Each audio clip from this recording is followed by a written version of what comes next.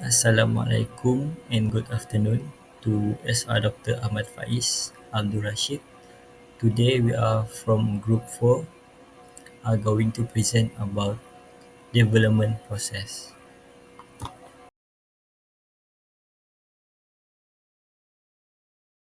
Assalamualaikum, my name is Mohammad Irfan bin Hamzan. I will explain about the purpose of development process of mixed-use development in Malaysia. The purpose of development process is to provide a comprehensive understanding of the mixed-use development process in Malaysia. This is include examining how low-rise and high-rise building are integrated within urban environment, focusing on the procedural, legal and logistical aspect that guide this project. So the importance of local authorities is to secure approval from local authorities is crucial for developers. This process involves collaboration between the developers and governing bodies to ensure compliance with zoning law, environmental standard and community welfare, which are essential for a successful project implementation. So for procedural workflow, the land development the development process involves several key stages, which is land conversion, changing the land use classification, subdivision, which dividing land into smaller parcel for development, and certificate of completion and compliance, which obtaining necessary certification to confirm that the project meets all requirements. Moving on to the scope of work, which is comprehensive planning and land selection. This scope investigate the planning and execution of mixed-use development in Malaysia, beginning with strategic land selection using tools like Wikimedia. The key factors such as accessibility, zoning compliance, and urban demand are assessed. The study emphasized calculating plot ratios to determine permissible densities and explore land tenure types, such as freehold versus leasehold, to understand their legal implication for project feasibility and sustainability. For development approval process and best practices, the research examined the procedural complexity of obtaining development approval, detailing workflow from land conversion to the issuance of a certificate of completion and compliance. It will highlight the roles of local authorities, submission requirement and environmental regulation. Through interview with developers and regulatory bodies, the study identified best practices for navigating bureaucratic challenges, bridging theoretical concept with practical insight into Malaysia mixed-use development landscape. For the last part, which is the selected site overview, firstly is strategic location for mixed-use development. The chosen site located in the central business district of Kuching and overseen by DBKU spans 3.5 hectare along Jalan Padungan. Its strategic proximity to key landmarks such as the Kuching Waterfront, Sarawak State Museum and Main Bazaar enhance its appeal for mixed-use development. The location ensures excellent connectivity to the residential areas and government institutions, making it vital for integrating urban living with heritage preservation for Kuching growing population and tourism industry. For alignment with DBKU development goals, the site is classified within DBKU Central Business District mixed-use zone, promoting high-density development that combine retail, office spaces, boutique, hotel, and upscale residence. This align with the BKU commitment to cultural heritage preservation and sustainable growth through green building practices and pedestrian-friendly design.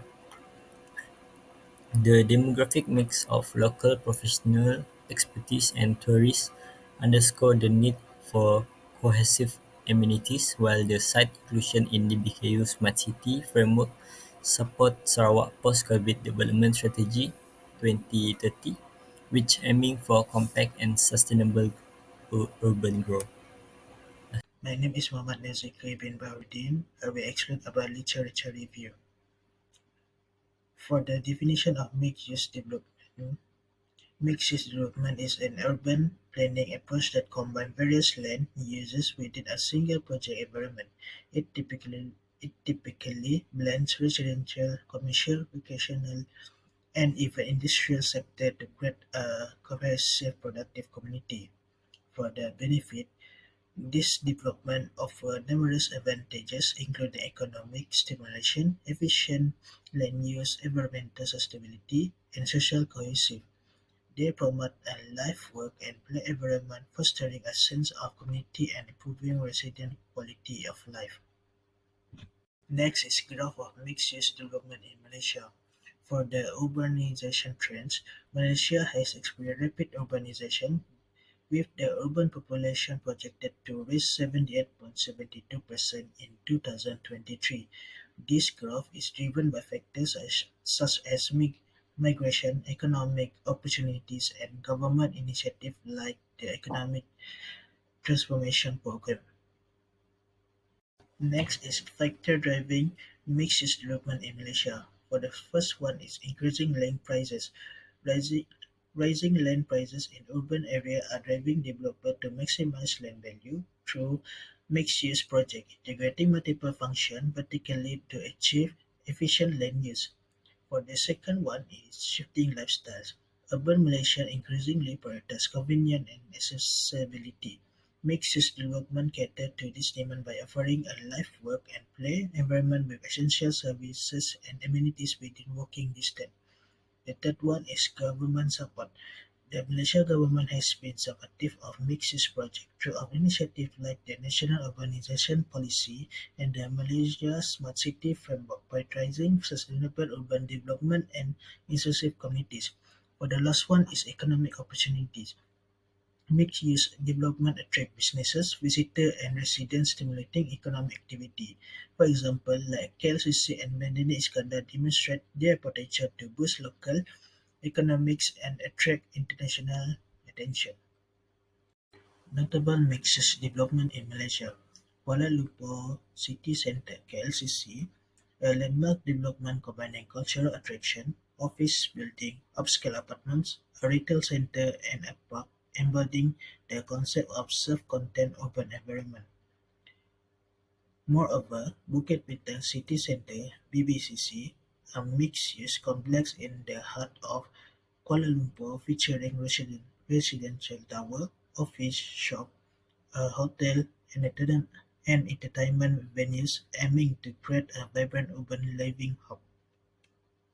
Key legislation governing land development in Malaysia. For the first one is National Land Code 1965, Act 56. The primary legislation governing land matter in Peninsular Malaysia, encompassing provision for land tenure, registration and dealing. It outlines processes for land conversion, subdivision, and land alienation. For the second one is Town and Country Planning Act 1976, Act 172. The legal basis for urban and regional planning in Peninsular Malaysia, requiring the creation of development plans including the National Physical Plan, Structure Plan, and Local Plan. The third one is Strata Title Act 1985, Act 318, governs strata projects including high-rise residential and commercial buildings, regulating the division of land and property into common property and strata units. The last one is Environmental Quality Act 1974, Act 127, requires environmental impact assessment (EIA) for large-scale developments, ensuring compliance with environmental sustainability guidelines. A key urban planning parameter. For the definition, lot ratio, also known as floor area ratio (FAR), is a key urban planning parameter that determines the intensity of land use.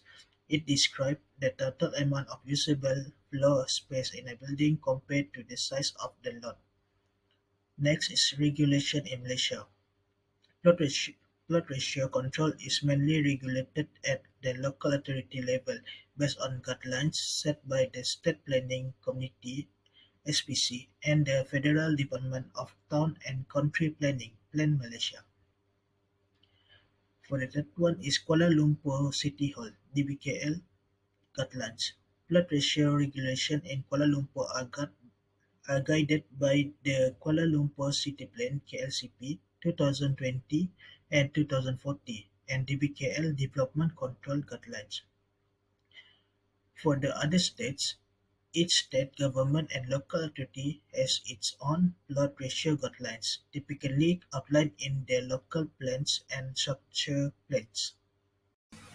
Assalamualaikum. My name is Mohammad Hamizan bin Amir, and I will present about what is freehold and what is a leasehold. So, freehold is the most comprehensive form of real estate ownership, granting you complete and indefinite control over the land and everything on it. As the owner, you have the right to use, sell, lease, or develop the property as you choose, within the boundaries of local laws and regulation. So with this type of ownership, there are no time limits on how long you can hold the property. This is according to Suhailizan et al. In 2021. According to Abdullah et al. 2011, freehold refers to a type of property ownership where the owner has complete and indefinite control over both the property and the land it occupies.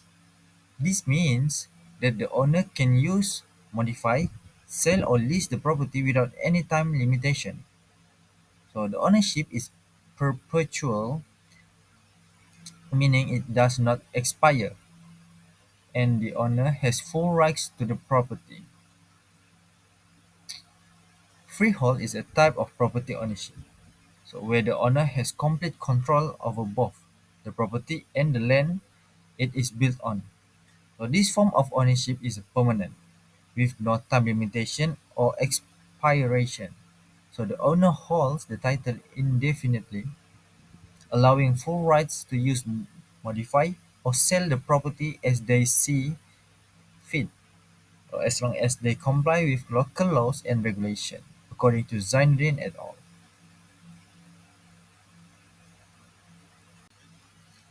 Now for the leasehold, according to Suhailizan S. et al.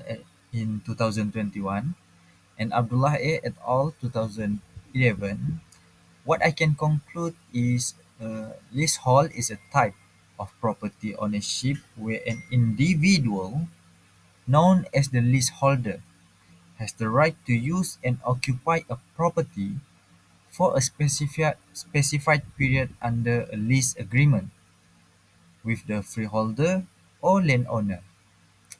The lease is typically granted for a fixed term, which can range from a few years to several decades, with common duration being 99 or 125 years. While leaseholders can use the property, they must adhere to the terms outlined in the lease agreement, which may include restriction on alteration and maintenance requirements. At the end of the lease term, ownership of the property reverts to the freeholder unless the lease is renewed, which may involve additional costs. Leasehold ownership is commonly found in apartment buildings or developments where multiple units are owned by different shareholders, but they share the common land. Everyone might wondering how the freehold and the leasehold process looks like. So now I will present about how the procedure for freehold and leasehold land generally. Alright? So first and foremost is the submission of application. So the landowner submits application directly or through an authorized agent.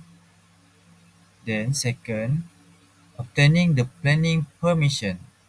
The applicant obtains approval from the local planning authority (LPA) under the Town and Country Planning Act of 1976. After that, it's gonna be a review of application. So Land Office evaluates application based on the National Land Code, Section 124A, 1241 in bracket and 204D. Next, the payment of required fee. So the applicant settles land premium based on the land title status. Either it qualify or final title. And last but not least, the land conversion will be approved. If all steps are completed, the land conversion is granted.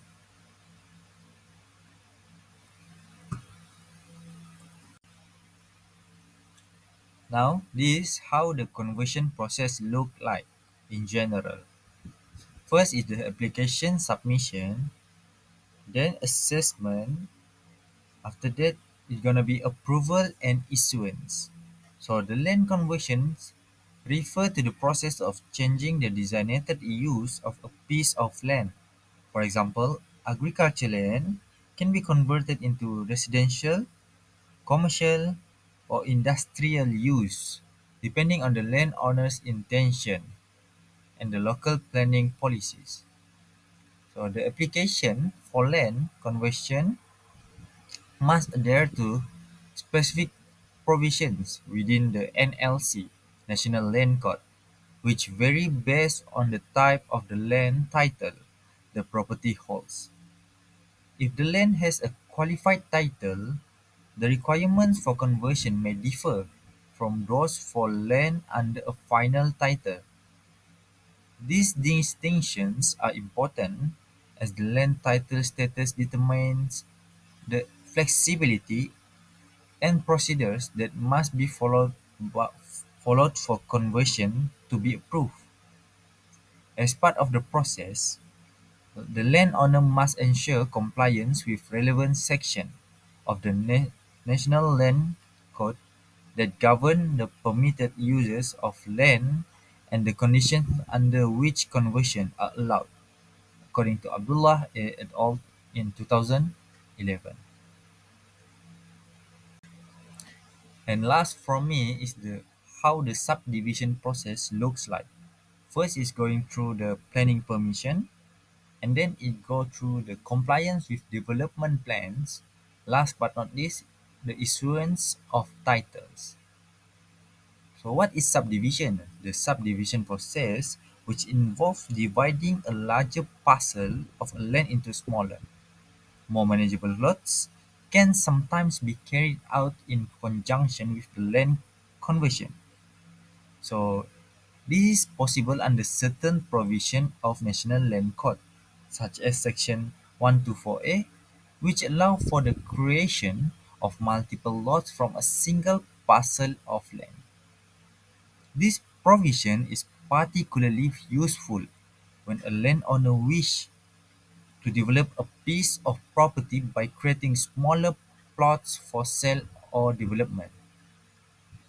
However, before subdivision can proceed, the landowner must first secure planning permission from the local authority, ensuring that the development aligns with approved zoning regulations and urban planning guidelines. Additionally, the proposed subdivision must meet all local regulatory standards, which could include infrastructure consideration like a road access, drainage, and utilities, according to Abdullah et al. In 2011. Assalamualaikum. My name is Mohammad Farhan bin Rasid, and I'm going to explain about the research methodology. For introduction, this chapter discusses the research process involved in gathering data needed to meet the objectives of this case study. According to Science 2024, research methodology is a strategic method used by researchers all over the world to solve problems or questions, analyze data, and draw conclusions using appropriate tools. Research methodology is essential in any academic study because it ensures reliable and applicable findings. For our research approach, it explains how the data for study is obtained. Our approach involves a case study of the development process using two types of data sources, which is primary data and secondary data. For primary data, it is an original data collected directly and not found in articles or journals. It is obtained through observation, measurement, or documentation. For this study, the primary data will focus on developers and local authorities in Sarawak, specifically around Kuching and Samarahan. This type of data is qualitative and will be collected through interviews, providing information not easily available from websites or academic databases. As for secondary data, it is an information previously gathered and published by other researchers through quantitative or qualitative approaches. This data is reused to support and strengthen statements from primary data. For this study, secondary data will be obtained from published journal articles, websites, books, and theses. It saves time and is cost effective as there's no need for fieldwork interviews. Additionally, secondary data often covers a wide range of studies and can be easily accessed from online academic databases like Google Scholar, Connected Papers, or Scopus. Unlike quantitative data, which is numerical and measurable, qualitative data focuses on descriptions, meanings, and interpretations. It is subjective and explores human behavior, perspectives, opinions, and experiences. This data is usually collected through interviews or observations. For this study, focusing on the development process by developers, qualitative data collection is the most suitable method as it provides valuable insights. As for data analysis, after collecting the data, both quantitative and qualitative methods will be used for analysis. The qualitative method through interviews helps it identify approval challenges, procedural and documentation requirements for developers. The quantitative method is used to calculate the plot ratios, which is important for determining the feasibility of selected sites via Wikimedia. Assalamualaikum. So now me, Mohammad Umar Faiz bin Abdul Rashid, and Abang Aiman Haziq will be explaining about the critical analysis. So as for the first one, is the identifying the vacant plot of land. A vacant plot of land was identified within the jurisdiction of the BKU using the Wikipedia, which offers a comprehensive view of available properties. The selected site is located near Semariang, a growing suburban area in Kuching. It is strategically positioned for mixed-use development. The area's accessibility to major roads and its proximity to residential zones, schools, commercial center enhance its suitability for such development project. And the presence of the essential infrastructure such as public transportation makes the site highly desirable for both residential and commercial purposes.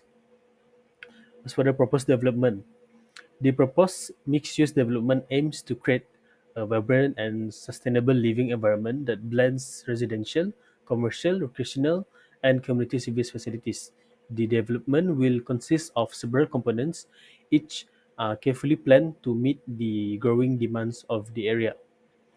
As for the plot ratio calculation, the plot ratio is a critical factor in ensuring the efficient use of land, and it must comply with the DBKU urban development guidelines. The maximum allowed plot ratio for mixed-use development in urban zone is basically 1 to 5 ratio, meaning that for every space meter of land, the development can cover up to 5 times that area in terms of floor space.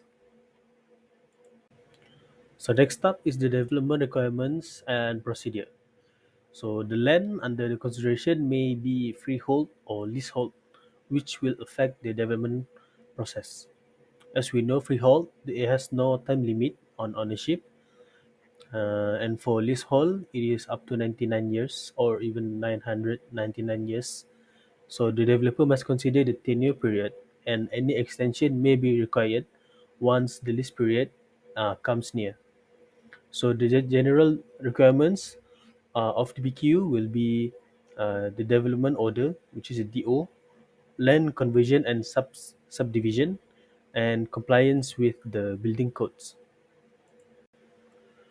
As for the restriction for the selected land, under the Sarawak Land Code, certain restriction may be applied to the selected land, which will affect the design and scope of development. This will include the building heights, the setbacks, environmental impact, as well as leasehold limitation if applicable. For the building height, um, it is up to maximum, which is 25 floors. This ensure that developments are in scale with the surrounding community and maintain the area's overall aesthetic and environmental balance.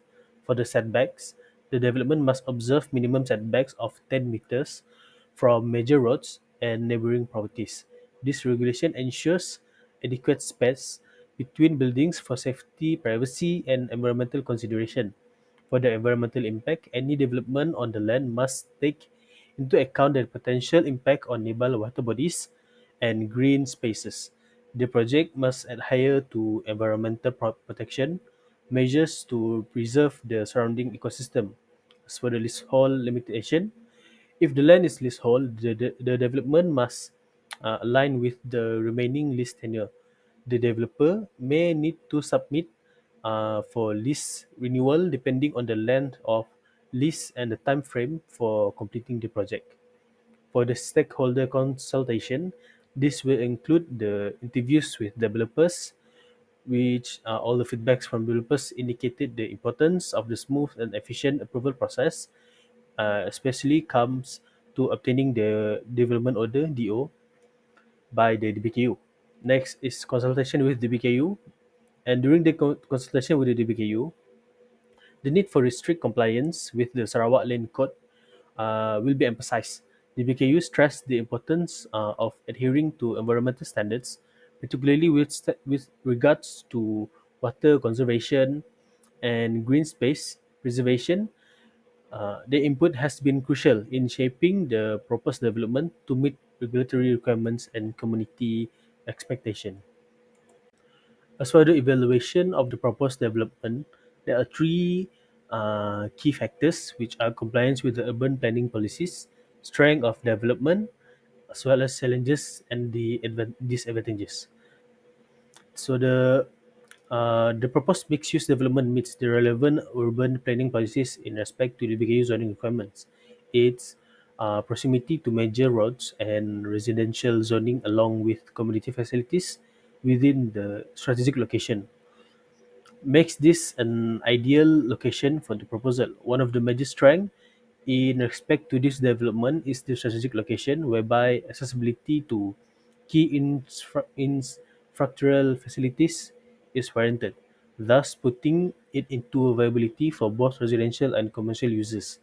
Besides, proximity to schools and recreational facilities will be add value to this area for families and young professionals.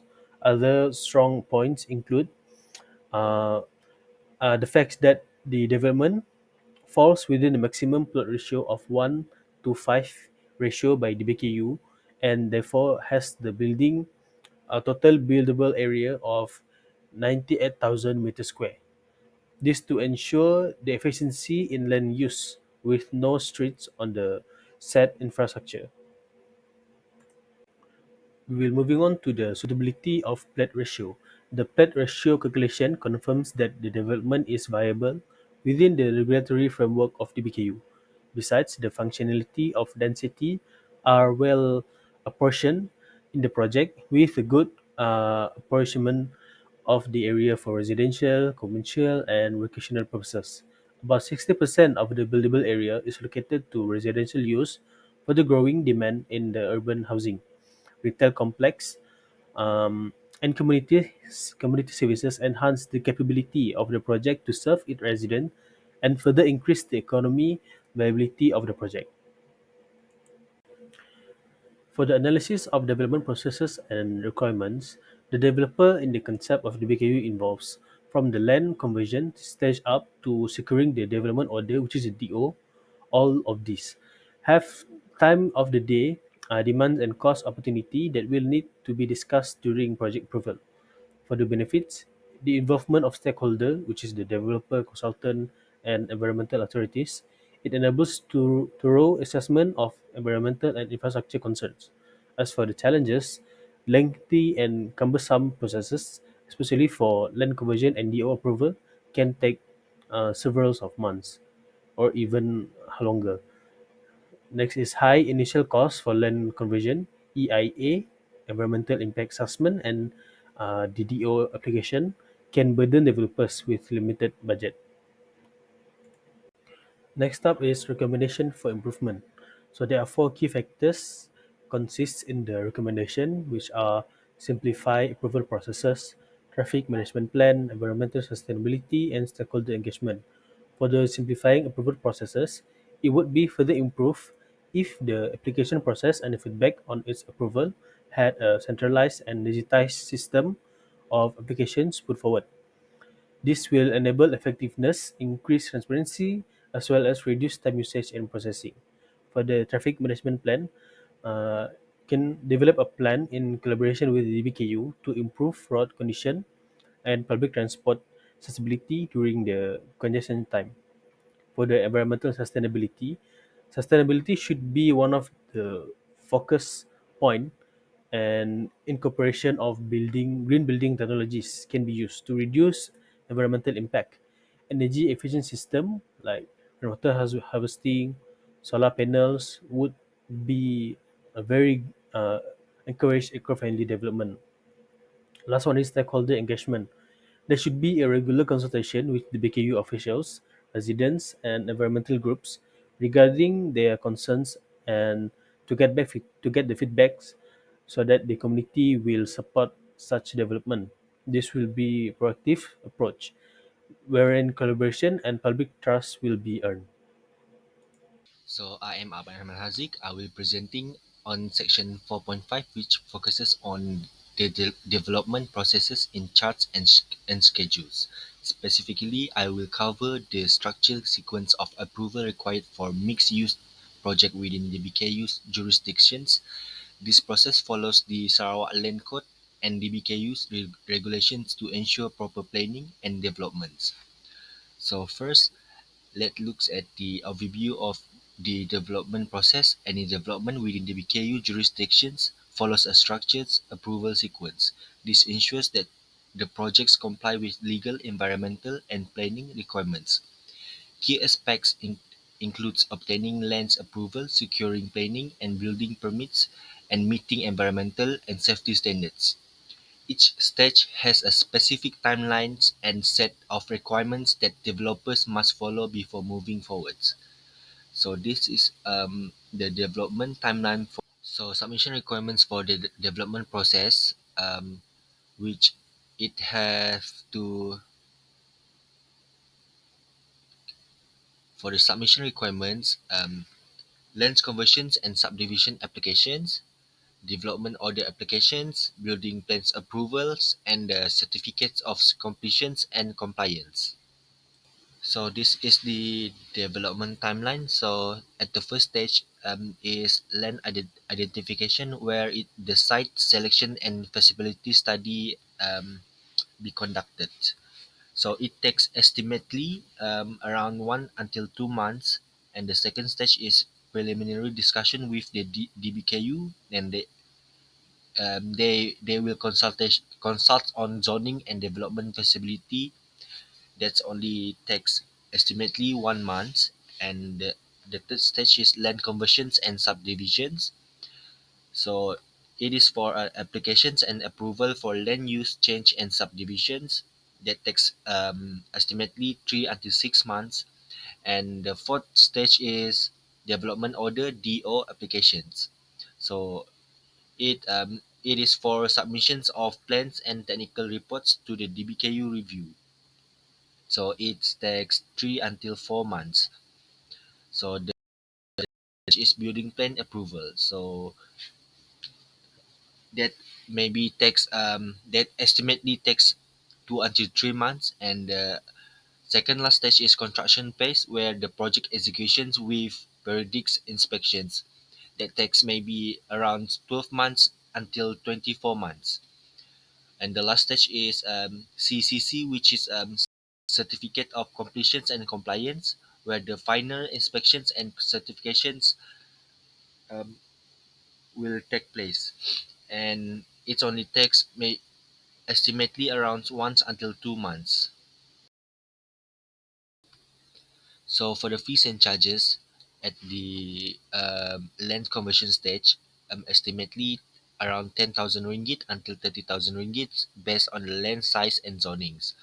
So at the subdivision application stage, estimately charge around 5,000 ringgit until 15,000 ringgit. So for the DO applications, so around 5,000 ringgit until 10,000 ringgit. For the building plans approval, 2,000 ringgit until 8,000 ringgit. So for the environmental impact assessments, EIA, charge around 20,000 ringgit until 50,000 ringgit. For the traffic impact assessments, TIA, 15,000 ringgit until 40,000 ringgit.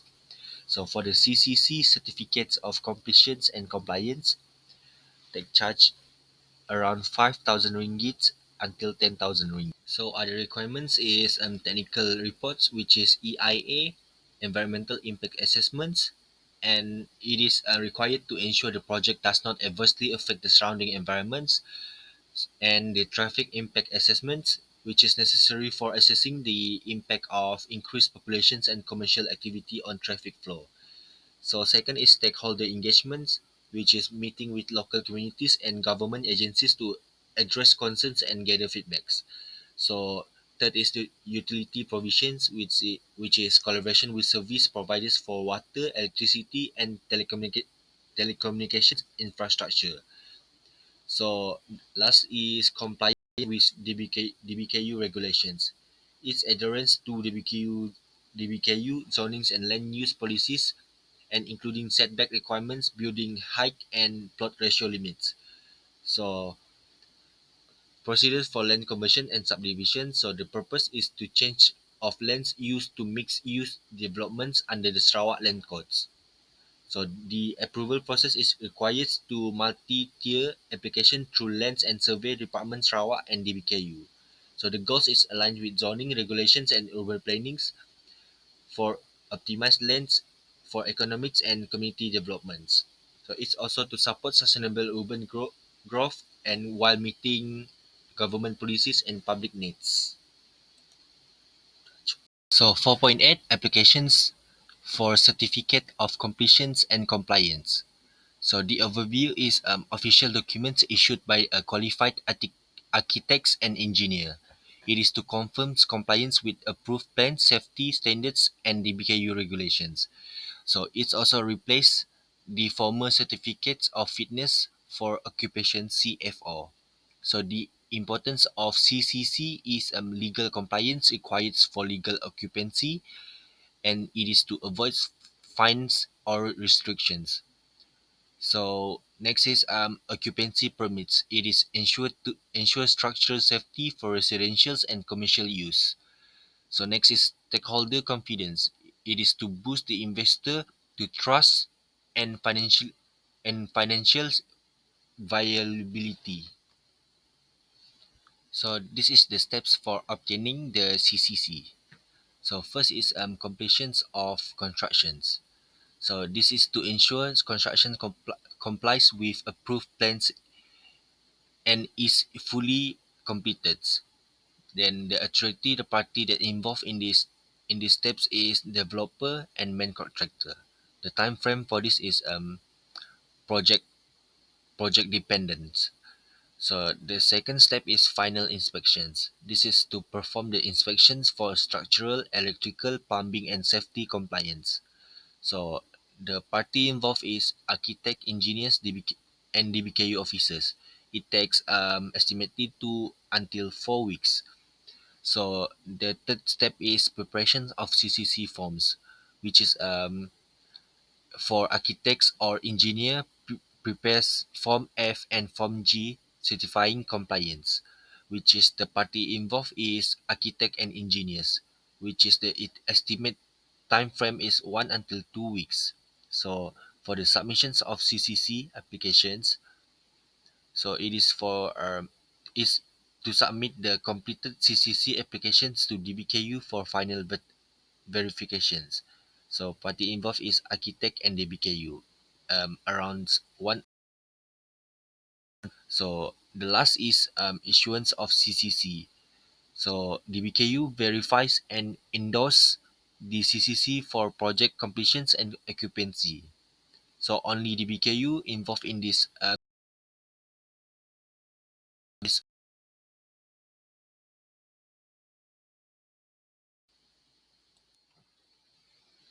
So for the documents required for CCC application is approved building plans and development order (DO). So second is as-built drawing for the completed constructions. So third is Form F and Form G, certificates of completions by qualified professionals. So the fourth is inspection reports and structural integrity, electrical wiring, plumbing systems, and fire safety compliance. So last is photographic evidence for completed works. So the estimated fees for this is around 3,000 ringgit until 8,000 ringgit. So for the inspection fees is tax around 2,000 ringgit until 5,000 ringgit. So for the submission fees tax around estimately 1,000 ringgit until 3,000 ringgit. So the challenges that and solution that may be faces in this application for certificates of completions and compliance, which is incomplete documentations, which hire qualified professionals to ensure compliance. So next challenges is non-compliance with standards. So the solution is conduct regular inspections during constructions. So the third challenges is approval delays. So the solution is to maintain the proactive communication with DBKU. So for the final occupations and handover, CCC allows legal possessions and businesses operations. So next is developers must manage share facilities and maintenance for long-term efficiency. As for conclusion, for integration of planning tools, legal framework and collaboration, the project emphasized the integration of urban design principle, legal framework and stakeholder collaboration in mixed-use development. Tools such as Wikimedia and plot ratio analysis optimize the land use, while navigating legal processes such as land tenure conversion and development order approval highlighted the balance between innovation and regulation. Engagement with local authorities and developers further showcase the importance of understanding submission requirements and timelines for smooth implementation. For practical insight and skill development, through our research and interview with the stakeholder, the project revealed challenges like coordinating with authorities, interpreting land law, and aligning developer goals with local authorities' guidelines. Creating a flowchart, schedule, and cost estimation emphasize strategic planning and adaptability. This effort not only met academic goals but also equipped students with practical skills for future urban planning roles, stressing collaboration, regulatory awareness, and sustainable city development.